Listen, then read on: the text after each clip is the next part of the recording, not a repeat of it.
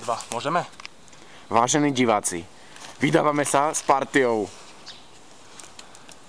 Pozrite sa, ja vám to poviem. Požadujeme výkupné.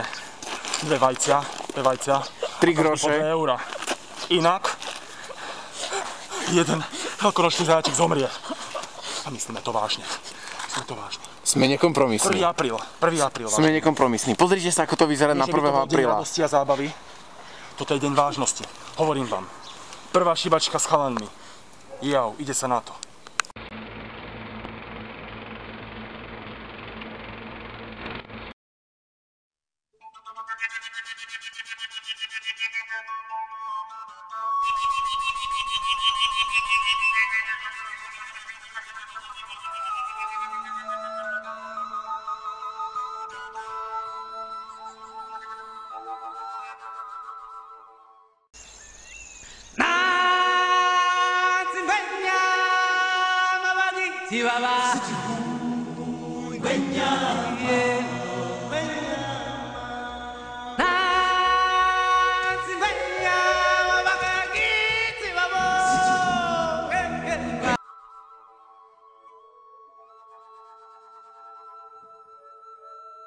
Čo si myslíš o pápežovi novom? Celkom v pohode.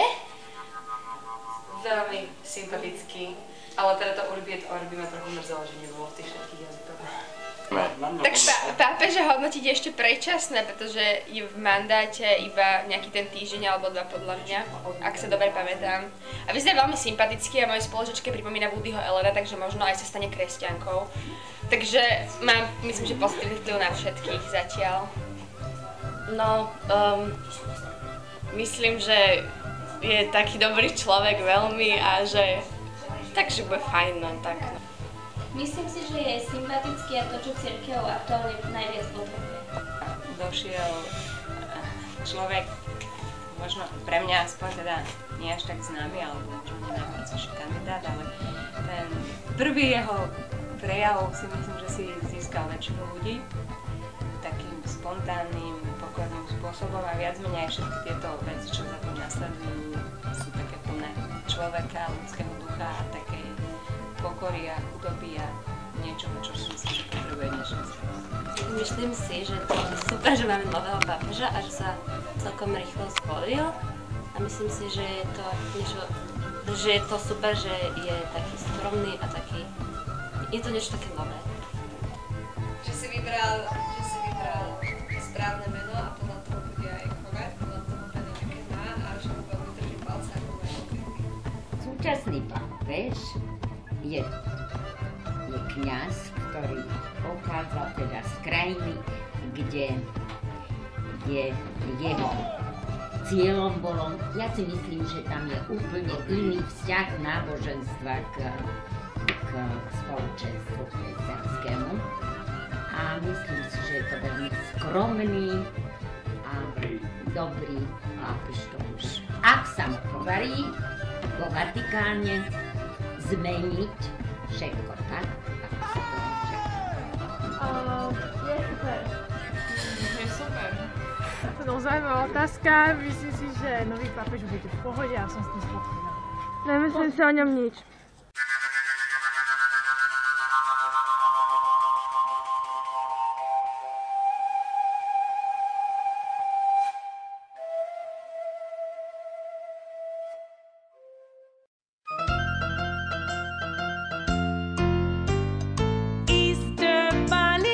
Looking kind of funny with your basket of eggs.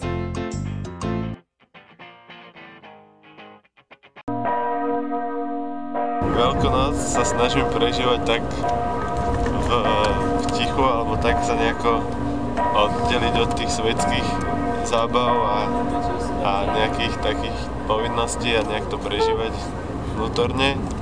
A tak však sú to najväčšie sviatky v roku, tak nejak tak duchovne sa to snažím prežívať. V zime, ale inak spokojne. No tak v snehu. Ja by som myslela, že sú Vianoce na miesto Veľkej noci. Dobre, veľmi dobre. No, učila som sa a tak, no teda snažila som sa. No, mohlo to byť viac duchovné. snažila som sa učiť, čo zlyhalo. Vlastne mala som viac plánov, ktoré asi všetky zlyhali. Ale bolo to veľmi pekné. Bola som viac kamarátmi. Tak, až na to, že som takmer zmezla za každým, keď som bola v kostole. Tak nábožne a som rada, že je Veľká noc, aj keď to tak veľkú nevyzerá. Tak, jak Vianoce aj Veľká noc prišla strašne rýchlo, teda ten pôst ubehol nejak tak bez toho, ale že nebolo nejak veľmi času popri maturitách a monitoroch a rodinných povinnostiach, ale myslím si, že celkom tak akože v kľude a že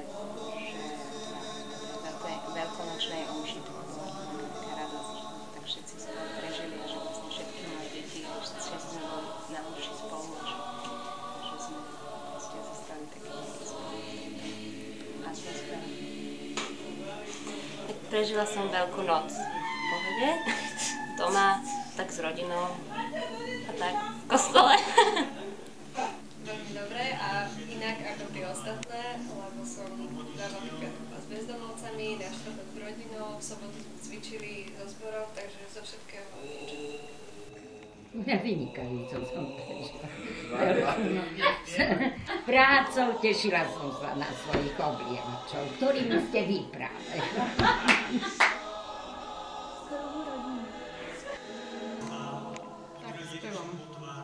Veľkú noc som prežívala zaujímavo. Mala som veľa šibačov, ale vás som vôbec nepredpokladala. Dobre, až do tohto momentu.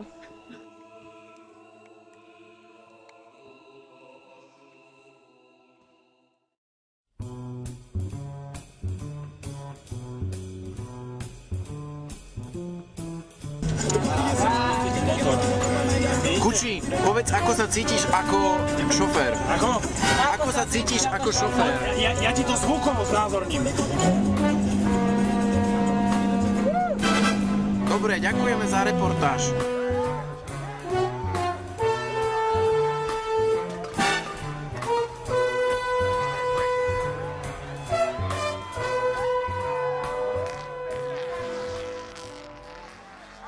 Všeobecne nič dobré, ale vy si dneska prišli tak akože celkom, akože som spokojná.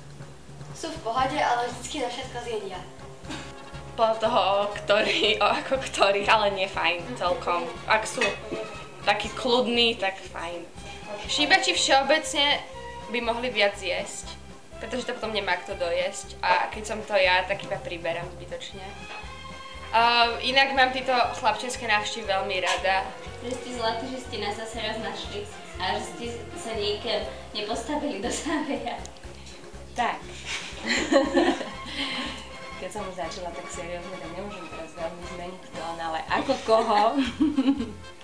Tak, rada vtipkujem, moji žiaci si to užijú, keď ma môžu vyplieskať, potom ja im zapíšem nejaké mínusky, alebo proste. Tak. Napriek tomu, že tento zvyk až tak nemáme my ženy radi, ale zase keď sa s niekým tak človek po dlhej dobe stretne, porozpráva, pošpásuje, pospomína, tak je to celkom milé. Tak pokiaľ sú takí decentní, tak je to v pohode. Ale napríklad dneska bol taký upgrade šibačský, že ma obdali snehom. Takže to bolo celkom zaujímavé. Rada lánom chlapáča. Takže ste zlatí mladí ľudia. Dokonca patriaci medzi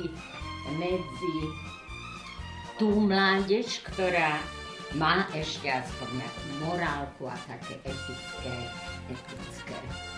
vlastnosti. Úprimne? Že keby si prišli medzi prvými, tak možno niečo pozitívne, ale keďže sú toto, že vás je už 17 dokupy so všetkými, tak už sme to celkom hodne nádherný. Ale v pohode a oceňujem mikrofón, megafón a maskínu. Že by ste mohli viac šíbať a menej polievať. Ste úžasní, nepredvídateľní a som s vami spokojná. Prekvapivý, úžasný, skvelý.